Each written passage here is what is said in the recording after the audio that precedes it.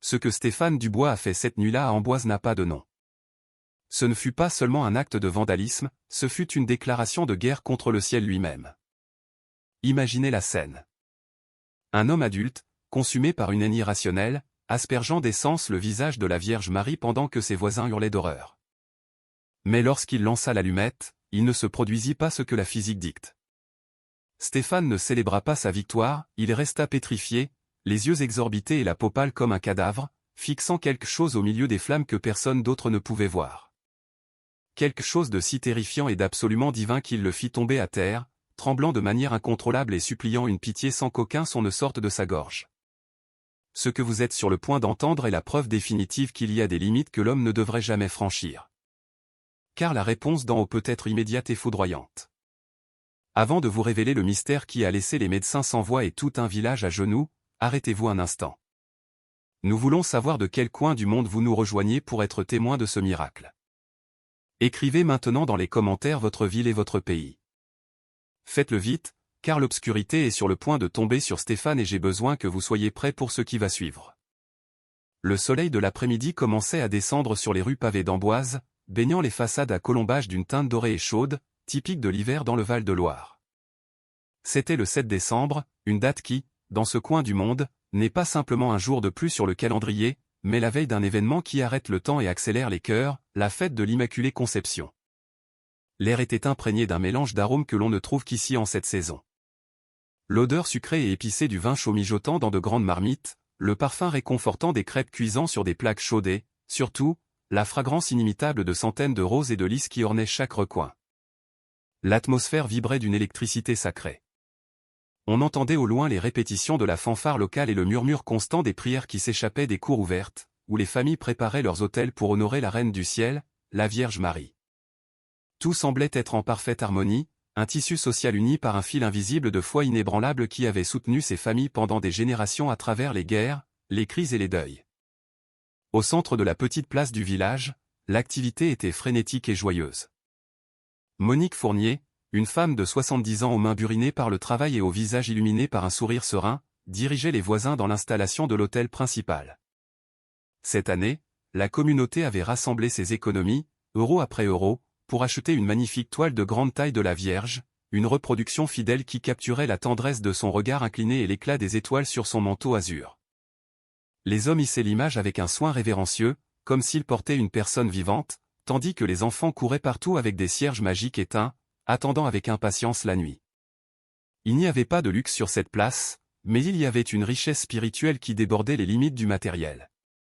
Les gens se saluaient avec des accolades, partageaient le pain et regardaient l'image avec des yeux embués de gratitude, chacun portant en silence ses propres requêtes, ses miracles attendus et ses douleurs offertes. Cependant, comme une tache d'huile sur un étang cristallin, une figure dissonante marchait sur le trottoir opposé, observant la scène avec une grimace de mépris absolu. C'était Stéphane Dubois, l'ancien professeur de philosophie qui vivait dans le manoir du coin, une construction qui, tout comme son propriétaire, semblait s'être fermée au monde extérieur. Stéphane était un homme de 52 ans, grand, mince, avec une posture rigide qui dénotait une tension perpétuelle. Il portait un manteau sombre parfaitement repassé qui contrastait avec les vêtements simples et colorés de ses voisins. Pour Stéphane, tout ce déploiement de ferveur n'était pas de la beauté, mais de l'arriération. Ce n'était pas de la foi, mais de l'ignorance. Ses yeux, derrière des lunettes à monture épaisse, scrutaient la place non pas pour y chercher l'humanité de ses voisins, mais pour confirmer ses propres préjugés amers. Pour lui, la Vierge Marie n'était pas la mère consolatrice, mais le symbole de la faiblesse mentale qui, selon ses théories, entravait le progrès du pays. Mais ça, elle n'était pas purement intellectuelle, elle avait des racines plus profondes, ancrées dans une blessure purulente qui ne cicatrisait pas depuis 10 ans. Stéphane traversa la rue, se mettant délibérément sur le chemin de jeunes gens qui portaient des arrangements floraux. Sa présence imposa un silence inconfortable dans la zone immédiate. Le son des rires s'éteignit à son passage. Il marchait le menton haut, se sentant supérieur à cette masse superstitieuse. En arrivant devant l'hôtel que Monique Fournier finissait de décorer avec des lys blancs, Stéphane s'arrêta. Il regarda l'image de la Vierge avec une intensité qui glaça le sang des personnes présentes. Il n'y voyait aucun réconfort, il y voyait la cause de sa solitude. Il se souvenait des mains de sa femme agrippée à un chapelet pendant que leur fils mourait sur un lit d'hôpital. Il se souvenait des prières qui, selon lui, étaient du temps perdu, du temps qui aurait pu être utilisé pour chercher une autre solution médicale. La foi lui avait volé sa famille, ou du moins c'est ce que son esprit torturé lui répétait chaque matin en se réveillant dans une maison vide et silencieuse. La tension devint palpable lorsque Monique Fournier, avec sa bonté habituelle, tenta de briser la glace. Elle prit un lys et le lui offrit avec un sourire timide, lui disant que la Vierge était aussi la mère de ceux qui doutaient. Ce geste d'inclusion fut l'étincelle qui enflamma la poudrière dans l'âme de Stéphane. D'un mouvement brusque et violent, il frappa la fleur, la faisant tomber au sol et l'écrasant avec sa chaussure cirée jusqu'à réduire les pétales en bouillie contre le pavé sale. Le son de la chaussure raclant la pierre résonna comme un coup de feu dans le silence soudain de la place. Stéphane ne s'arrêta pas là. Il laissa échapper un rire sec et sans joie, regardant ses voisins avec dégoût. Il murmura assez fort pour que tout le monde l'entende, qu'il était pathétique de voir comment ils gaspillaient leur argent et leur vie à adorer un morceau de toile peinte qui ne pouvait ni les entendre, ni les sauver, ni rien faire d'autre que les maintenir dans la misère. L'atmosphère de la place changea radicalement. La joie festive se transforma en une lourdeur dense. Personne ne lui répondit par des cris ou des insultes. La communauté d'Amboise savait que la violence n'engendre que plus de violence. Mais les regards se baissèrent et un sentiment de profonde pitié et de honte pour lui inonda l'endroit. Stéphane, voyant qu'il n'obtenait pas la dispute qu'il cherchait peut-être inconsciemment pour justifier sa colère, ressentit une vague de frustration encore plus grande. Il tourna les talons et se dirigea vers sa maison, donnant un coup de pied dans un vase en terre cuite au bord du trottoir, le faisant voler en éclats. Le son de la poterie brisée fut le point final de sa déclaration de guerre. Il entra chez lui et ferma la lourde porte avec un claquement qui retentit dans la rue, laissant derrière lui un village blessé mais digne, qui, au lieu de le haïr, commença à murmurer des prières pour l'âme de cet homme qui vivait dans la plus profonde obscurité, en plein milieu d'un festival de lumière. Ce que Stéphane ne savait pas, tandis qu'il se servait un verre dans la solitude de son bureau, c'est que cette nuit-là, la toile peinte qu'il méprisait tant était sur le point de lui répondre. Non pas avec des mots, mais avec un feu que lui-même allumerait.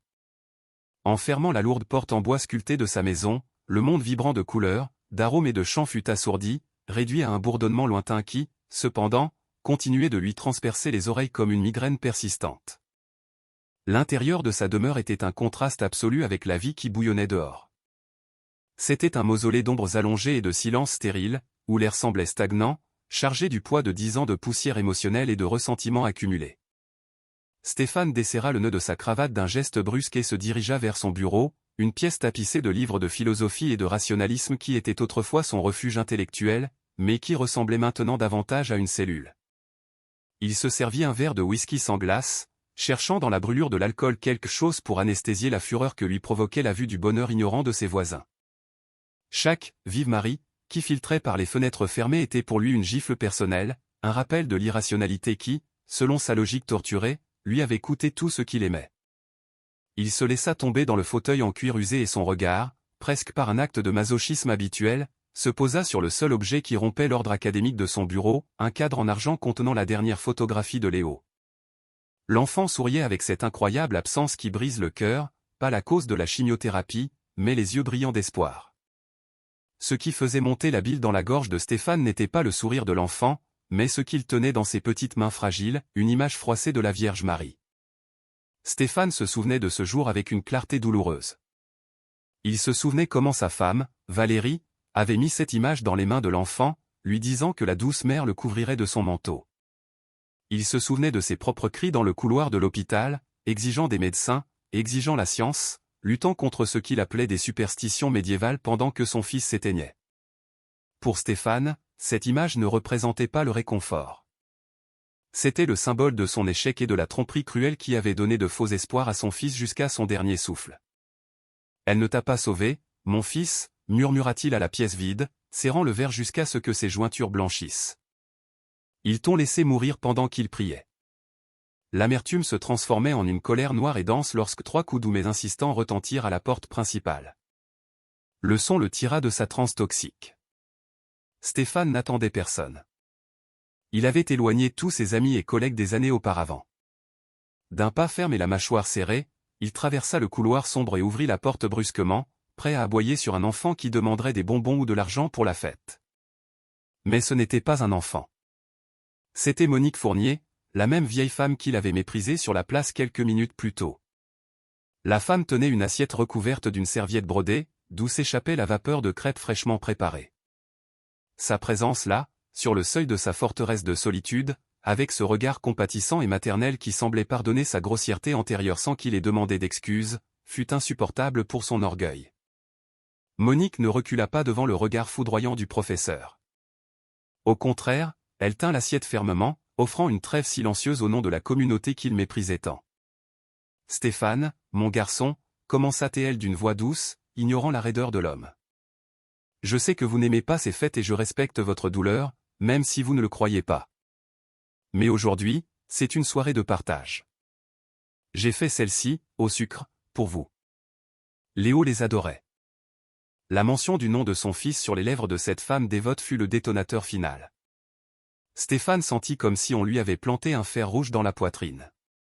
D'un geste violent, il frappa l'assiette par en dessous, projetant les crêpes et la faïence sur le sol de l'entrée, où elles s'écrasèrent avec un bruit humide et triste. La vapeur de la nourriture se mêla à la froideur de la nuit.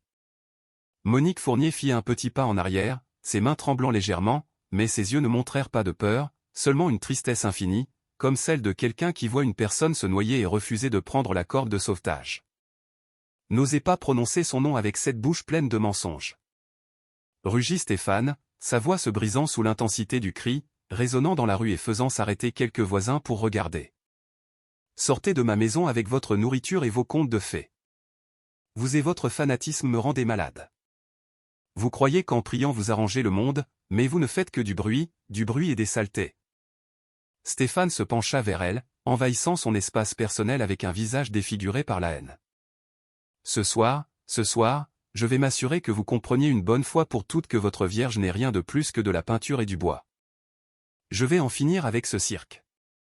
Monique Fournier le regarda fixement et pour la première fois, son expression se durcit, acquérant une autorité solennelle qui déconcerta Stéphane. « Faites attention, Stéphane, dit-elle dans un murmure qui sembla plus fort que ses cris. Ne faites pas la guerre à celle qui ne vous offre que de l'amour. Le feu que vous voulez allumer pourrait vous brûler vous-même. Ne luttez pas contre ce que vous ne comprenez pas. » Avant qu'il ne puisse répondre, la vieille femme tourna le dos et s'éloigna lentement. Stéphane claqua la porte, respirant avec agitation, la menace de Monique résonnant dans son esprit, non pas comme un conseil, mais comme un défi qu'il était prêt à accepter. L'horloge à pendule dans le couloir de la maison de Stéphane sonna les 12 coups, marquant l'arrivée de minuit avec un rythme funèbre qui résonna sur les murs vides. Dehors, la fête avait diminué. La fanfare locale avait rangé ses instruments et la plupart des familles s'étaient retirées chez elles, laissant la place plongée dans une quiétude révérencieuse, éclairée seulement par les veilleuses qui clignotaient au pied de l'autel et la lumière pâle de la pleine lune. Pour Stéphane, cependant, la nuit n'apportait pas de repos, mais l'occasion parfaite d'exécuter la sentence qu'il avait prononcée dans son esprit. Il se leva du fauteuil, laissant son verre de whisky à moitié fini sur le bureau, et se dirigea vers la petite remise à outils dans l'arrière-cour. Ses mouvements étaient précis, calculés, poussés par une adrénaline froide qui avait remplacé l'alcool. Là, au milieu de vieilles caisses et d'outils rouillés, il trouva ce qu'il cherchait, un bidon rouge en métal, lourd et froid au toucher, rempli de l'essence qu'il gardait pour la tondeuse à gazon. En dévissant le bouchon, l'odeur acre et chimique du carburant emplit ses narines, et pour lui, cette puanteur toxique était plus agréable que le parfum des roses. C'était l'odeur de la réalité, l'odeur de ce qui nettoie et détruit sans ménagement. Il sortit dans la rue, enveloppé par l'obscurité, le bidon heurtant rythmiquement sa jambe. Le village dormait, ou du moins le semblait-il. Le silence était presque absolu, rompu seulement par l'aboiement lointain d'un chien et le son de ses propres pas fermes sur les pavés. Stéphane se sentait comme un chirurgien sur le point d'extraire une tumeur maligne du corps de la société. Il ne se voyait pas comme un criminel, mais comme un libérateur, quelqu'un prêt à faire le sale travail nécessaire pour réveiller ses voisins de leur léthargie mythologique. En arrivant sur la place, il la vit. L'image de la Vierge Marie se dressait majestueuse au centre de l'autel improvisé, entourée de centaines de fleurs qui, dans la pénombre, semblaient une offrande fantomatique. La lumière des bougies faisait danser les ombres sur la toile, donnant à la figure une apparence presque vivante, comme si elle respirait doucement avec la brise nocturne. Pendant une seconde, juste un bref instant, Stéphane sentit un frisson qui n'avait rien à voir avec le froid de décembre. C'était une sensation ancienne, une peur atavique du sacré que son intellect s'empressa d'écraser avec brutalité. Il s'approcha de l'autel sans discrétion, piétinant avec force les tapis de cire colorés que les artisans avaient mis des heures à créer. Il se plaça devant l'image, face à face avec la représentation de la foi française. « Tu m'as tout pris », murmura Stéphane, sa voix rauque, chargée d'un venin distillé pendant une décennie. « Tu leur donnes de l'espoir en échange de rien. Mais aujourd'hui, ton règne de mensonge sur cette place prend fin. » D'un mouvement ample et violent, il commença à verser l'essence. Le liquide ambré éclaboussa d'abord les roses et les lys, les flétrissant instantanément sous le bain chimique. Puis il aspergea la base en bois, les nappes brodées à la main par les vieilles femmes du village et, finalement, sans que son pouls ne tremble, il projeta le reste du carburant directement sur la toile de la Vierge. Le visage serein de la mère fut imbibé, dégoulinant, déformé par le liquide inflammable. L'odeur d'essence submergea complètement l'arôme d'encens et de fleurs, imposant sa présence violente dans l'air sacré. Stéphane recula de 2 pas, sortit une boîte d'allumettes de sa poche et en craqua une. La petite flamme dansa entre ses doigts, illuminant son visage contorsionné par une grimace de triomphe amer. Il n'y eut aucun doute, aucune prière finale, aucun repentir. D'un geste méprisant, il lança l'allumette enflammée vers la flaque de combustible qui s'étendait au pied de l'image. La réaction fut instantanée et terrifiante. Un « whoosh » rompit le silence de la nuit lorsque les vapeurs s'enflammèrent, créant une boule de feu qui rugit vers le haut, dévorant l'air avec avidité. Les flammes oranges et bleues grimpèrent le long du bois, consumèrent les fleurs en quelques secondes et léchèrent le bord de la toile sacrée. La chaleur frappa le visage de Stéphane, l'obligeant à reculer, mais il ne détourna pas les yeux. Ses yeux reflétaient l'incendie, brillant d'une folie momentanée. « Où est ton pouvoir ?» cria Stéphane à plein poumon, sa voix déchirant la paix de l'aube et réveillant les voisins des maisons alentour. « Regarde-toi, tu brûles comme n'importe quel vieux chiffon. Tu n'es rien, rien. » Le feu crépitait avec force, dévorant le travail et l'amour de la communauté, transformant la beauté en cendres noires qui commençaient à flotter vers le ciel nocturne. Les fenêtres commencèrent à s'illuminer, les portes s'ouvrirent et les premiers cris d'horreur se firent entendre depuis les balcons. Mais Stéphane était toujours là, planté devant le bûcher, riant d'un rire qui sonnait plus comme un sanglot brisé que de la joie, attendant de voir la foi d'Amboise se transformer en fumée. Et tandis que le feu rugit et que le sacrilège se consume sous les yeux incrédules de la nuit, arrêtons le temps un instant. Ce que Stéphane vient de faire est une blessure ouverte au cœur de millions de personnes. Si vous, tout comme nous, ressentez une profonde indignation en voyant le sacré être attaqué de cette manière, c'est le moment de rejoindre notre communauté. Ne permettez pas que le manque de respect ait le dernier mot. Abonnez-vous à la chaîne dès maintenant et laissez votre « Amen » dans les commentaires comme un bouclier de foi contre cette offense. Faites-le maintenant, car ce qui est sur le point de se produire lorsque la fumée se dissipera changera la vie de cet homme pour toujours. Le rugissement des flammes dévorant le bois sec et la toile agit comme une cloche d'alarme qui secoua les entrailles d'Amboise. En quelques secondes, la quiétude de l'aube fut brisée par le son de portes s'ouvrant à la volée et de pieds nus ou en pantoufles courant sur les pavés. Les cris de « Au feu !»« L'hôtel brûle !» et « De l'eau, apportez de l'eau !» s'entremêlèrent dans une cacophonie de panique. Hommes et femmes sortirent de leur maison, certains encore en pyjama, portant des seaux, des casseroles et des tuyaux d'arrosage improvisés, poussés par un instinct de protection féroce envers cette image qu'ils considéraient comme faisant partie de leur famille. Stéphane resta immobile au centre du chaos, comme l'œil d'un ouragan de destruction, l'odeur d'essence imprégnée dans ses vêtements et une grimace de défi sur le visage. Il attendait les coups, en fait, il les désirait. Dans son esprit analytique, il avait calculé que la foule se jetterait sur lui, validant ainsi sa théorie selon laquelle la foi n'était qu'un fanatisme violent déguisé en piété. Il se tendit, serrant les poings, prêt à se défendre, prêt à être le martyr de la raison contre la barbarie. Les voisins arrivèrent à l'hôtel en haletant, et l'eau des seaux vola dans les airs, heurtant le feu avec un sifflement furieux qui souleva des colonnes de vapeur blanche et de fumée noire. L'odeur de brûlé se mêla à la puanteur chimique du combustible, créant une atmosphère suffocante. Ce fut une bataille brève mais désespérée. Lorsque la dernière langue de feu s'éteignit, ce qui resta fut un spectacle désolant. L'hôtel, qui quelques heures plus tôt était un monument de couleurs vives et d'espoir, n'était plus qu'un squelette de charbon fumant. Les fleurs étaient méconnaissables, réduites à des masses noires et flétries. Les nappes brodées étaient des cendres que l'eau avait transformées en boue grisâtre. Stéphane observait la dévastation avec une satisfaction froide, attendant le moment où les yeux de ses voisins se tourneraient vers lui avec une haine meurtrière.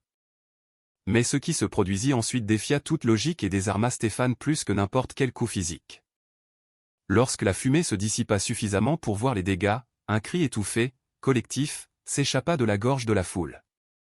Ce n'était pas un cri de colère, mais de douleur, une douleur si profonde et viscérale qu'elle semblait physique. Au milieu des bois calcinés et du désastre, le cadre de l'image avait presque entièrement disparu, consumé par le feu.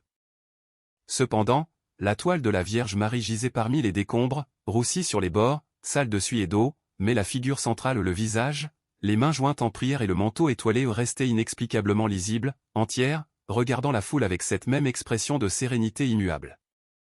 C'était comme si le feu avait eu peur de toucher l'essence de l'image, ne léchant que le superficiel.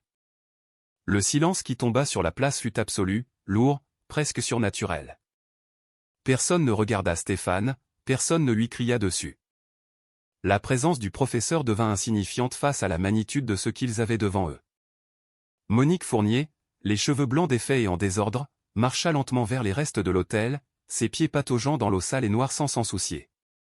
Elle se laissa tomber à genoux sur les pavés mouillés et les cendres, sans se préoccuper du froid ni de la saleté. De ses mains tremblantes, elle toucha le bord de la toile endommagée, non pas avec horreur, mais avec une tendresse infinie, comme quelqu'un qui caresse un enfant blessé.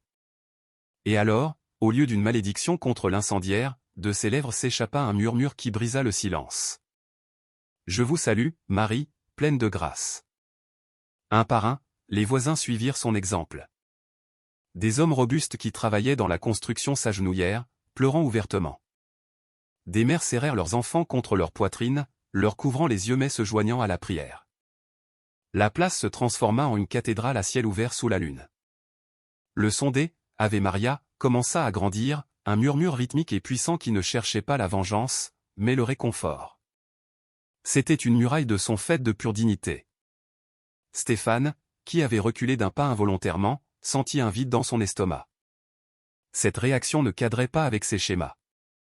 Où était la colère? Où était la sauvagerie? Il répondait au feu par l'eau et à la haine par la prière. Il se sentit soudainement exclu, non pas parce qu'il l'avait expulsé, mais parce qu'il s'était lui-même placé dans un exil moral où il ne pouvait atteindre cette sorte de paix. Une petite fille de pas plus de 6 ans, qui s'agrippait à la jupe de sa mère, juste à côté de l'endroit où se tenait Stéphane, leva les yeux vers lui. Ses grands yeux sombres étaient remplis de larmes et de confusion. D'une voix qui coupa l'air froid et pénétra directement dans la conscience blindée du professeur, elle demanda « Pourquoi, monsieur? Pourquoi avez-vous fait du mal à ma petite maman du ciel? Elle ne vous a rien fait. » La question resta suspendue dans l'air, sans réponse. Stéphane ouvrit la bouche pour dire quelque chose, pour justifier son acte, pour leur expliquer que c'était pour leur bien, mais les mots restèrent coincés dans sa gorge. Il n'avait aucun argument contre l'innocence brisée. Pour la première fois de la nuit, il sentit l'envie de fuir, non par peur d'être lynché, mais par la terreur insupportable de se sentir l'être le plus petit et le plus misérable de cette place. Il tourna les talons et commença à marcher vers sa maison, traînant les pieds, tandis que dans son dos, la récitation du chapelet continuait, inébranlable, comme une marée douce qui nettoyait la saleté qu'il avait laissée, le laissant seul avec sa victoire vide, ses mains sentant l'essence. L'aube se leva sur Amboise non pas comme une bénédiction de lumière, mais comme un jugement froid et gris qui se glissa par les fenêtres fermées de la maison de Stéphane. Il se réveilla le corps engourdi, toujours vêtu des habits de la veille, avec le goût métallique du whisky et de la cendre collée au palais. Pendant les premières secondes de veille, son esprit lui offrit une trêve pieuse, mais la réalité s'abattit sur lui d'un coup en se rappelant le feu, les visages en larmes et le silence accusateur de la place. Il se leva, s'attendant au son des sirènes, à des coups à la porte, peut-être à une convocation de la police pour dommage à la propriété. Il se prépara mentalement au conflit, répétant ses arguments sur la liberté d'expression et la laïcité, prêt à être le martyr intellectuel dont la société avait besoin. Mais lorsqu'il jeta un regard prudent par la fenêtre, ce qu'il vit le déconcerta plus que n'importe quelle patrouille. La place était impeccable. Pas de cendres, pas de bois brûlé, pas de reste du crime. Les voisins, dans un acte de discipline silencieuse pendant la nuit, avaient balayé chaque gramme de charbon et lavé les pavés jusqu'à les rendre reluisants. La vie continuait, mais il n'en faisait plus partie. Il décida de sortir, poussé par un mélange d'orgueil et le besoin de prouver qu'il n'avait pas peur. Il ajusta son manteau et se dirigea vers la boulangerie du coin, un endroit qu'il visitait religieusement chaque matin depuis 15 ans pour acheter sa baguette et son café. En posant le pied dans la rue, il remarqua le changement d'atmosphère. Il n'y avait pas d'hostilité ouverte, pas d'insultes peintes sur sa façade. C'était pire, c'était l'invisibilité. Geneviève, la voisine qui balayait son trottoir et qui le saluait toujours d'un joyeux « Bonjour, professeur », ne leva même pas les yeux lorsqu'il passa à moins d'1 mètre d'elle. Elle continua de manier son balai à un rythme constant, effaçant ses pas comme s'il était un fantôme. Stéphane se racla bruyamment la gorge, cherchant à provoquer une réaction, mais elle continua de balayer, fredonnant doucement un cantique à la Vierge qu'il reconnut avec déplaisir. En entrant dans la boulangerie, le brouhaha habituel des clients cessa net. Les conversations s'interrompirent comme si quelqu'un avait abaissé l'interrupteur du son. Stéphane se dirigea vers le comptoir, sentant des dizaines d'yeux plantés dans sa nuque, non pas avec fureur, mais avec une déception qui pesait des tonnes. Pierre, le boulanger, un homme jovial qui lui mettait habituellement de côté les meilleures pièces, lui tournait le dos, rangeant des plateaux. 2 baguettes et un café noir, Pierre, ordonna Stéphane de sa voix autoritaire habituelle, posant une pièce d'1 € sur le comptoir vitré. Le boulanger s'arrêta, le dos tendu, mais ne se retourna pas. 5, 10, 15 secondes éternelles s'écoulèrent. Le tintement de la pièce sur le verre fut le seul son dans la boutique. Finalement, sans dire un mot et sans le regarder en face, Pierre prit la pièce et la fit glisser du côté de Stéphane, la poussant doucement de l'index jusqu'à ce qu'elle tombe au sol. Puis il continua de ranger le pain. Le message était d'une clarté dévastatrice. Son argent ne valait rien ici, et sa présence était une contamination qu'il n'était pas disposé à tolérer. Stéphane sortit de la boutique les mains vides et le visage en feu, non pas à cause du froid, mais d'une humiliation qu'il ne savait comment traiter. Il retourna vers sa maison, qui se dressait maintenant devant lui comme une forteresse imprenable, mais aussi comme une tombe. En arrivant à l'entrée, il vit un coursier à moto démarrer de sa porte. Dans la boîte aux lettres dépassait une épaisse enveloppe Kraft avec le sceau d'un cabinet d'avocat. Son cœur se serra douloureusement, une douleur ancienne qu'il connaissait bien. Il déchira l'enveloppe là, sur le trottoir, tandis que le vent de décembre lui ébouriffait les cheveux. C'étaient les papiers finaux du divorce. Valérie, sa femme, la femme qui avait partagé sa vie et la perte de leur fils, ne signait pas seulement la dissolution du mariage, mais avait joint une note manuscrite, chose inhabituelle dans les procédures légales. L'écriture était tremblante, tachée par ce qui semblait être une larme séchée. On m'a raconté ce que tu as fait hier soir. Tu as brûlé la seule chose qui nous soutenait quand Léo est parti. Je ne reconnais plus l'homme que j'ai épousé. Ce n'est pas de la haine que je ressens pour toi, Stéphane. C'est une peine infinie. Que Dieu te pardonne, car moi, je n'ai plus la force d'essayer. Il entra dans sa maison et le silence le frappa comme un maillet. Il ferma la porte et s'appuya contre elle, glissant jusqu'à s'asseoir sur le sol froid du vestibule. La solitude, qu'il avait toujours défendue comme une indépendance intellectuelle, comme la liberté de ne pas avoir besoin des mythes des autres, se révélait maintenant pour ce qu'elle était réellement, une prison aux murs invisibles qu'il avait lui-même construite, brique par brique. Pas de téléphone qui sonne, pas de courriel d'étudiants admiratifs, pas de salutations des voisins, pas d'épouse. Il avait atteint son objectif suprême, il avait réduit au silence le bruit de la religion autour de lui, mais ce faisant, il avait vidé le monde de toute voix humaine disposée à lui parler. Il resta là, dans la pénombre du couloir, écoutant les battements de son propre cœur, un son solitaire et creux qui résonnait dans la maison vide, attendant une validation, un cri, une dispute, quelque chose qui lui confirmerait qu'il existait encore pour le monde. Mais seul le silence lui répondit, un silence dense et absolu qui commençait à ressembler dangereusement à la mort. Stéphane tenta de s'accrocher à la seule identité qui lui restait, celle de l'universitaire respecté, de la voix de la raison dans un monde de chaos. 2 jours après l'incident sur la place, et toujours plongé dans l'isolement social le plus absolu, il décida de ne pas annuler sa conférence magistrale programmée en streaming pour l'université de la Sorbonne. Le sujet ne pouvait être plus ironiquement approprié, la déconstruction du mythe, comment la religion freine l'avancée sociologique. Il prit une douche glacée pour réveiller ses sens, enfila son meilleur costume gris maringo et s'assit devant la caméra de son ordinateur dans son bureau, entouré de ses diplômes et de ses livres, cherchant à retrouver le sentiment de contrôle qui lui échappait entre les doigts. Il restait 5 minutes avant la transmission. Il se servit un verre d'eau, mais en avalant, il sentit une gêne étrange, une sorte de rugosité sèche dans la gorge, comme s'il avait avalé de la poussière de briques ou de la cendre. Il l'ignora, l'attribuant au stress et à la fumée qu'il avait inhalée la nuit de l'incendie. Quand la lumière rouge du direct s'alluma sur son moniteur et qu'il vit le compteur d'étudiants connectés augmenter, Stéphane composa sa posture, redressant le dos avec son arrogance habituelle. Il ouvrit la bouche pour prononcer sa salutation caractéristique, une phrase répétée pendant des années qui projetait autorité et maîtrise. « Bonjour, chers collègues », essaya-t-il de dire. Mais ce qui sortit de ses lèvres ne fut pas sa voix de baryton, ferme et résonnante. Ce fut un son grotesque, un gargouillis étouffé et rauque, semblable à celui d'une vieille radio perdant le signal. Stéphane fronça les sourcils, confus, et se racla la gorge avec force, sentant une douleur lancinante derrière la pomme d'Adam. Il essaya de nouveau, cette fois en forçant l'air depuis son diaphragme avec désespoir. Le sujet d'aujourd'hui.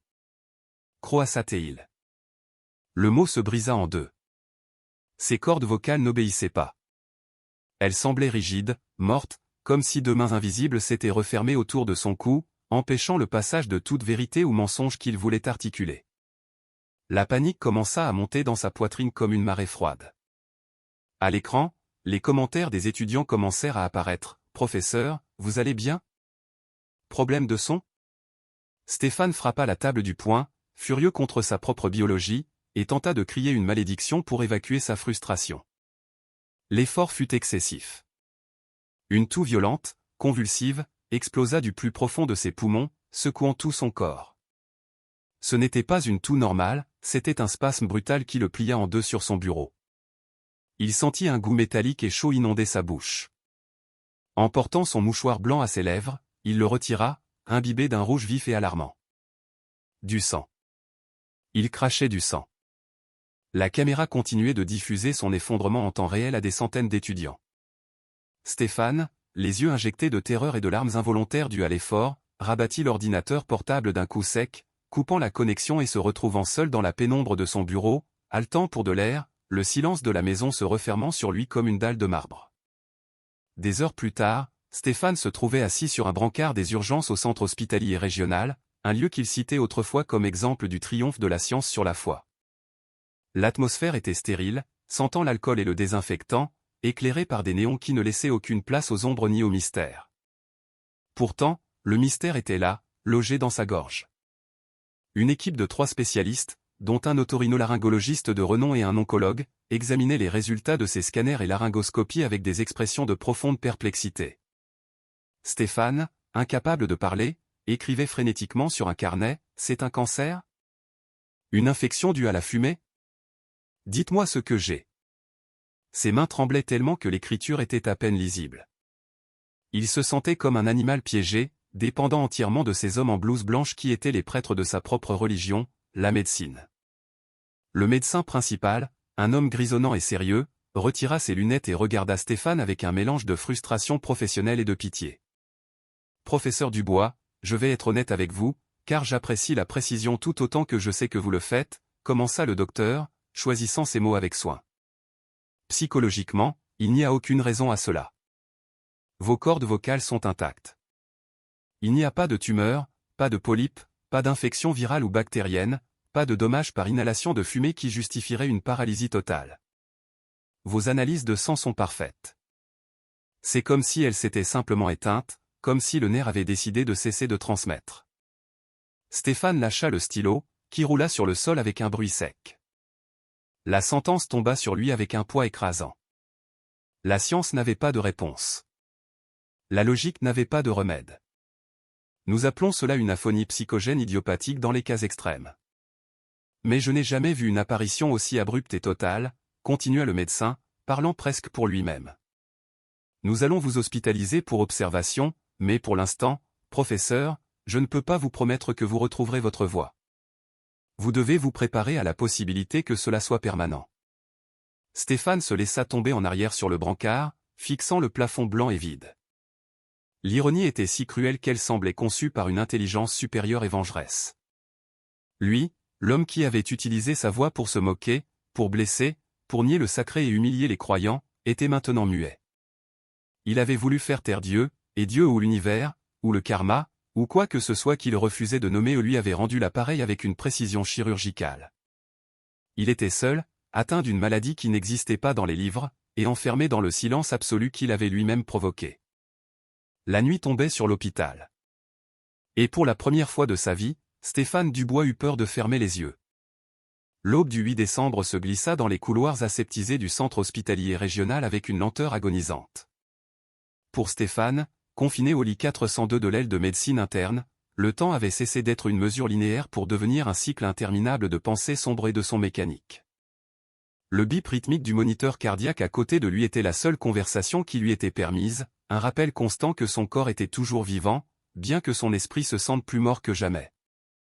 La chambre était plongée dans cette pénombre bleutée typique des hôpitaux, froide et dépersonnalisée. L'air sentait un mélange écœurant de chlore, d'alcool isopropylique et de la nourriture insipide du dîner qu'il n'avait pas pu avaler. Stéphane regarda l'horloge murale, 3h15 du matin. Dehors, il savait que des milliers de Français seraient en train de prier ou de participer à des processions au flambeau pour la Vierge, dans chaque paroisse de village, y compris la sienne à Amboise. Il imagina Monique Fournier, ses voisins, la petite fille qui lui avait demandé « Pourquoi ?» Eux avaient des chants. Lui n'avait que ce silence terrifiant et une gorge qui semblait remplie de ciment pris. Il essaya de s'installer sur l'oreiller dur, fermant les yeux pour échapper à la réalité, mais l'image du feu consumant l'hôtel restait gravée sur ses paupières comme une brûlure de soleil. Pour la première fois depuis des années, l'armure de son intellect se fissura complètement. Il n'y avait pas de syllogisme logique, pas de citation de Nietzsche, pas de théorie sociologique qui puisse expliquer pourquoi il était là, muet et vaincu. La solitude était absolue. Pas de famille veillant à son chevet, pas d'amis inquiets dans la salle d'attente. Il était seul avec sa science, et sa science lui avait dit qu'il n'y avait pas de remède. Une larme chaude et solitaire s'échappa du coin de son œil et roula vers son oreille. C'était une reddition silencieuse, une reconnaissance que sa guerre contre le ciel avait été en réalité une guerre suicidaire contre lui-même. À ce moment de vulnérabilité extrême, lorsque l'orgueil s'était dissous dans la peur, quelque chose dans l'atmosphère de la chambre changea. Ce ne fut pas un fracas ni une lumière aveuglante. Ce fut quelque chose de beaucoup plus subtil et, par conséquent, de beaucoup plus impossible. Cela commença comme une brise douce, imperceptible pour les appareils médicaux, mais indéniable pour les sens de Stéphane. L'air stagnant et chimique de la pièce commença à bouger, déplacé par une présence invisible. Et puis vint l'arôme. D'abord ténu, une note sucrée que Stéphane confondit avec un produit de nettoyage ou le parfum d'une infirmière lointaine. Mais en quelques secondes, l'odeur s'intensifia jusqu'à devenir dense, physique, enivrante. C'était l'arôme incomparable de roses fraîches. Pas n'importe quelle rose, mais des roses de Castille, celles qui ont un parfum profond, ancien et terreux, comme si elles venaient d'être coupées dans un jardin baigné par la rosée du matin. Stéphane ouvrit les yeux brusquement, le cœur martelant contre ses côtes. Il se redressa dans le lit, cherchant frénétiquement du regard. Il s'attendait à voir quelqu'un, peut-être un visiteur qui se serait trompé de chambre en apportant un énorme bouquet de fleurs. Mais la chambre était vide. La porte était fermée. Les fenêtres scellées hermétiquement. Il n'y avait pas un seul vase, pas une seule plante. Pourtant, l'odeur était si puissante qu'il pouvait presque la goûter sur son palais, une douceur qui effaçait le goût métallique du sang et l'amertume des médicaments. C'était un arôme qui n'appartenait pas à ce lieu de maladie et de mort. C'était un arôme de vie pure, vibrante et sacrée. Stéphane porta ses mains à son nez, pensant qu'il hallucinait, que son cerveau s'était finalement brisé sous le stress. Mais l'arôme persistait, remplissant chaque recoin, l'enveloppant comme une couverture invisible, chaude et sûre. Soudain, il sentit une chaleur inexplicable à la base de son cou, juste au-dessus de la zone où ses cordes vocales s'étaient paralysées. Ce n'était pas la chaleur de la fièvre ni la brûlure de l'inflammation. C'était une chaleur douce, tendre, semblable à celle d'une main réconfortante posée sur une épaule fatiguée. La sensation pénétra la peau et les muscles, atteignant les profondeurs de sa gorge endommagée. Stéphane resta immobile, paralysé non par la terreur, mais par un émerveillement qui lui coupa le souffle. À cet instant, au milieu de cette odeur de roses impossibles, un souvenir oublié émergea avec une clarté dévastatrice, la voix de sa femme, des années auparavant, lisant à leur fils l'histoire de Jean Dupont sur la colline sacrée, lui racontant comment le simple paysan avait porté des roses dans son manteau comme preuve que la mère du ciel était réelle. Elle laisse des roses là où il y a de la douleur, Léo, lui avait-elle dit. Stéphane sut, avec une certitude qui transcendait toute logique, qui était dans cette chambre avec lui. Elle n'était pas venue le punir pour le feu. Elle n'était pas venue se moquer de son mutisme. Elle était venue lui rendre visite dans son enfer personnel, apportant le parfum du ciel à un homme qui avait craché sur son nom. L'athée, le sceptique, le professeur qui avait consacré sa vie à nier l'invisible, se retrouva à trembler de manière incontrôlable dans son lit d'hôpital. Il ne tremblait pas de froid, mais du choc de se sentir aimé par celle qu'il haïssait le plus. La présence dans la chambre n'était pas une force de jugement, c'était une miséricorde si grande, si imméritée et si écrasante qu'elle brisa les dernières digues de sa résistance. Stéphane porta ses mains à son visage et, entouré par le jardin invisible de Rose, commença à pleurer comme il ne l'avait pas fait depuis son enfance, un pleur qui naissait de ses entrailles et qui, sans avoir besoin de voix, criait un seul mot qui résonna dans son âme, pardon. Si vous avez déjà senti un parfum de fleurs dans un moment de douleur ou ressenti une caresse inexplicable lorsque vous vous sentiez complètement seul, vous saurez que ce ne sont pas des coïncidences. Ce sont des visites, des signes que nous ne sommes jamais vraiment abandonnés. Avant de voir comment ce miracle transforme le cœur de pierre de Stéphane, prenez un moment. Si vous croyez en ces miracles silencieux, aimez cette vidéo dès maintenant et partagez cette histoire avec quelqu'un qui a besoin de se rappeler que la foi déplace les montagnes et remplit les hôpitaux de Rose.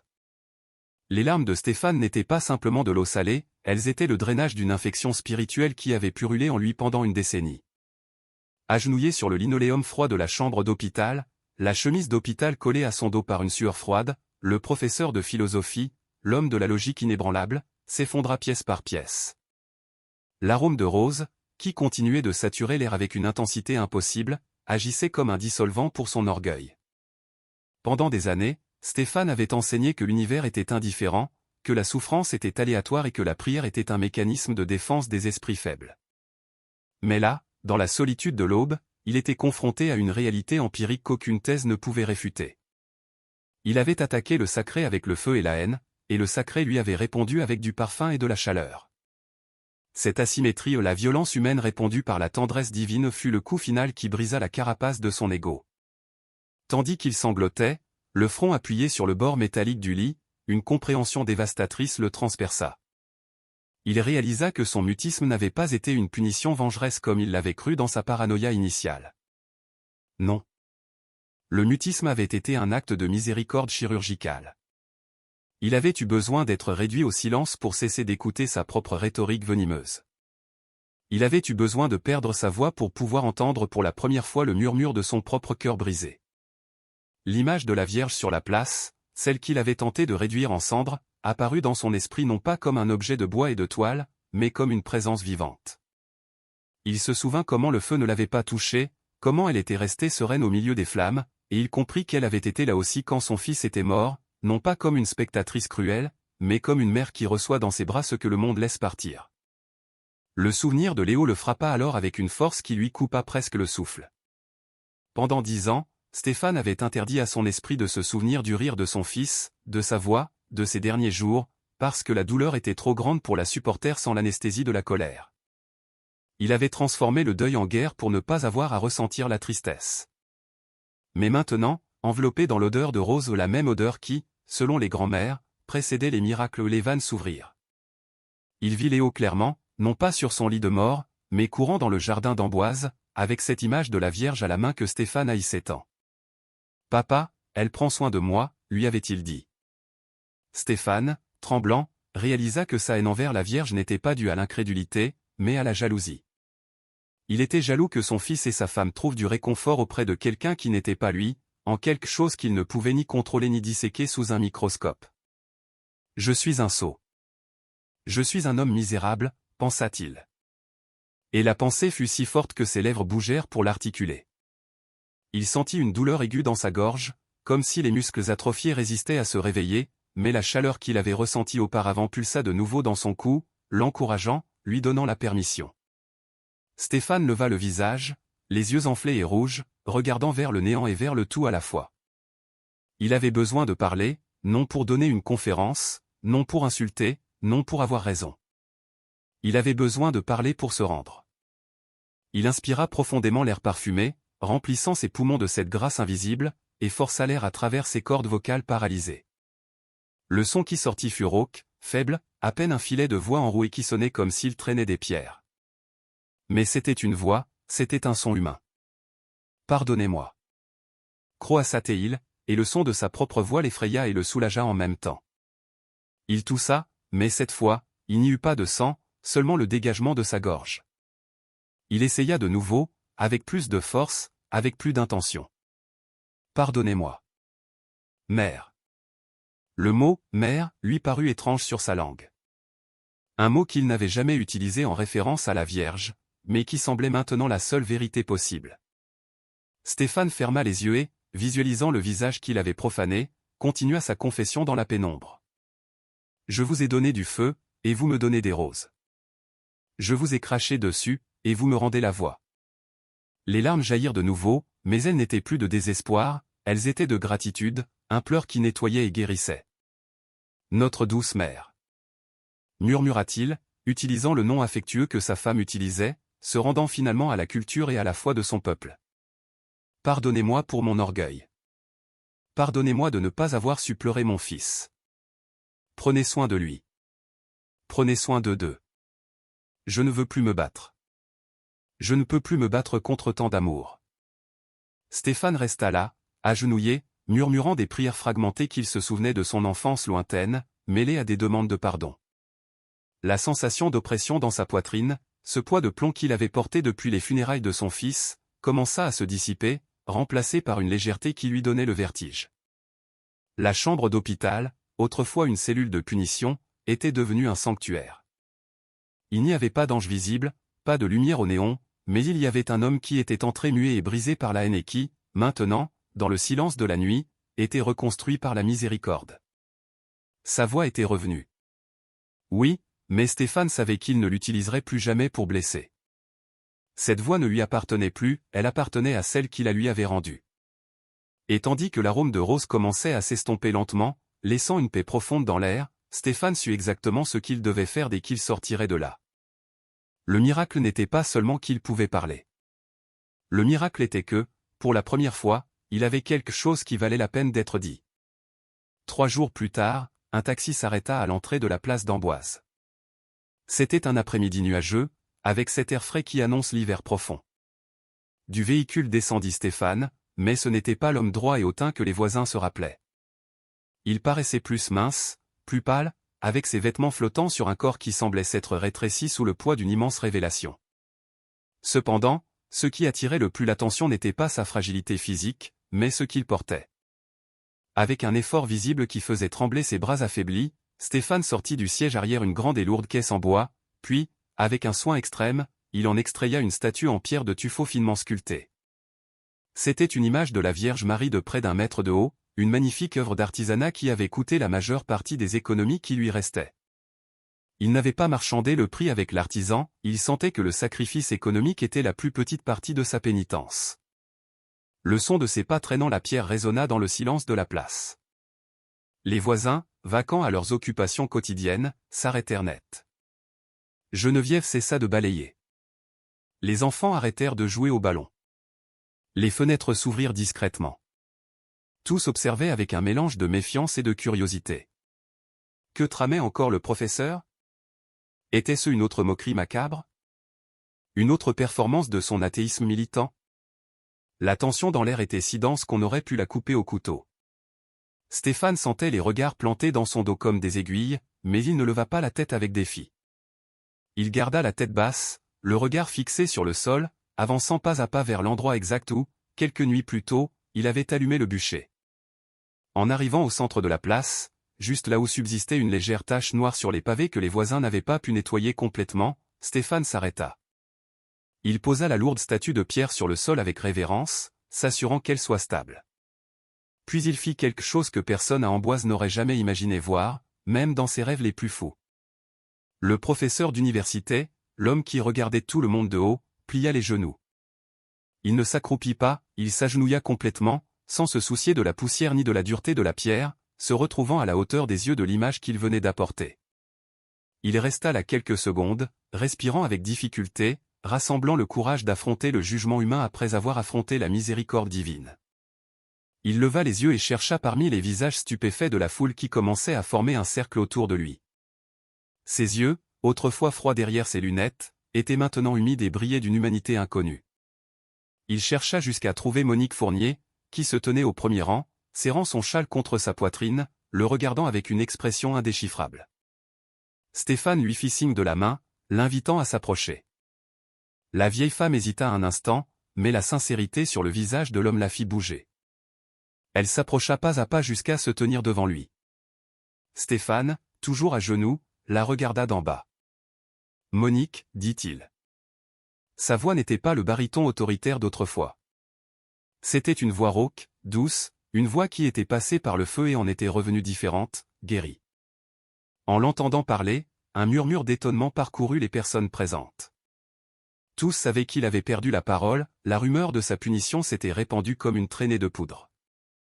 L'entendre maintenant, c'était assister à la deuxième partie du miracle. « Professeur » murmura-t-elle, émue. « Ne m'appelez pas professeur » l'interrompit-il doucement, secouant la tête. « Je ne sais rien. C'est vous qui saviez plus que moi. Vous tous, vous en saviez plus que moi. » Stéphane déglutit, sentant un nœud dans sa gorge, mais il continua. « J'ai brûlé votre autel parce que mon cœur était brûlé par la douleur. J'ai haï votre Vierge parce que j'étais jaloux de votre foi. Mais elle. » Il désigna la statue de pierre, puis se toucha la poitrine, « Elle est venue me chercher dans l'enfer où je m'étais mis. Elle m'a rendu la voix pour que je puisse venir ici et vous dire ceci, pardonnez-moi. » Stéphane tendit ses mains tremblantes et prit les mains ridées et travailleuses de Monique Fournier. Sous le regard stupéfait de tout le quartier, l'homme orgueilleux inclina la tête et baisa les mains de la vieille femme, les baignant de ses larmes. « Pardonnez-moi d'avoir jeté vos crêpes. Pardonnez-moi d'avoir méprisé votre amour. J'ai ramené la mer, non pas en bois qui brûle, mais en pierre, pour qu'elle dure toujours. Je veux, si vous me le permettez, je veux lui construire une niche, ici. Je veux en prendre soin moi-même. » Monique Fournier, les yeux pleins de larmes, libéra une de ses mains et caressa les cheveux grisonnants de Stéphane, comme s'il était un enfant espiègle rentré à la maison. « Ah, mon garçon, dit-elle la voix brisée, la mère n'est jamais partie. Mais comme c'est bon que tu sois revenu. » La vieille femme le tira, l'obligeant à se relever, et le serra dans ses bras. Cette étreinte fut le signal qui rompit la digue. La tension se dissipa instantanément. Les hommes du quartier s'approchèrent, lui donnant des tapes dans le dos, certains les yeux rouges. Les femmes se signèrent. Pierre, le boulanger, se fraya un chemin à travers la foule et lui serra la main avec force, hochant la tête en silence, scellant la paix. Cet après-midi-là, la place d'Amboise n'eut pas besoin de musique pour faire la fête. Elle se transforma en un atelier improvisé de fraternité. Stéphane ne se contenta pas de placer la statue, sous la direction des maçons du quartier, il commença à mélanger le ciment et à empiler les briques pour construire la base du nouveau sanctuaire. Lui, qui n'avait jamais sali ses mains avec un travail manuel, portait des seaux et nettoyait le mortier avec un dévouement fébrile. Son costume gris finit taché de chaux et de poussière, mais il n'avait jamais paru aussi digne. Tandis que le soleil se couchait, illuminant la nouvelle image de Pierre, Stéphane regarda autour de lui. Il n'était plus seul. Le silence de sa maison avait été vaincu par le bruit de la vie, des rires, du pardon. Il avait perdu son orgueil, oui, mais en échange, il avait gagné une famille. Et le plus important, il avait retrouvé la capacité de regarder le ciel sans baisser les yeux. La cicatrice dans son âme était toujours là, mais elle ne faisait plus mal. C'était maintenant juste la marque par où la lumière était entrée. Une année exacte s'était écoulée depuis cette nuit de feu et de fureur. Le calendrier indiquait à nouveau le 8 décembre à Amboise, et le cycle des saisons avait ramené le froid sec de l'hiver et la chaleur humaine de la fête patronale. Cependant, pour les habitants du village, quelque chose de fondamental avait changé dans la géographie de leur vie quotidienne.